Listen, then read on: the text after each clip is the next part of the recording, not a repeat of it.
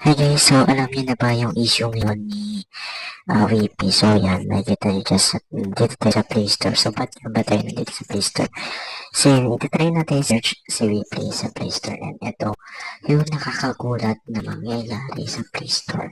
So yan, makikita niyo dyan. So bali na error na lang ay mga Play Store. So yan, try natin siya i-search yung VP kanina.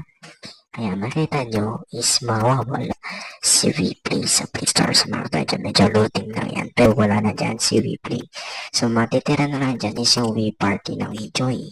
At saka yung iba yung is yung Live. And then yung iba pang then yung Replay na resistant software. So bakit nga yan nangyari? So nangyari yan maybe by technical issue or nangyari yan dahil nagkaroon ng issue. So, pwedeng technical issue or na-report. So, sinerch na din yan sa Gemini kanina. Yan yung nangyari. Tapos, kung gusto nyo si-download, pwede nyo i-try doon sa APK Viewer or sa ibang app store na supported ng inyong phone, which is meron siya. Ayan, nandyan sa upmarket daw yan. Sa upmarket. And then, isa pa dyan is hindi na pwede mag-purchase ng RBN ng red packet. Ayan, hindi na pwede mag-recharge guys. Oo.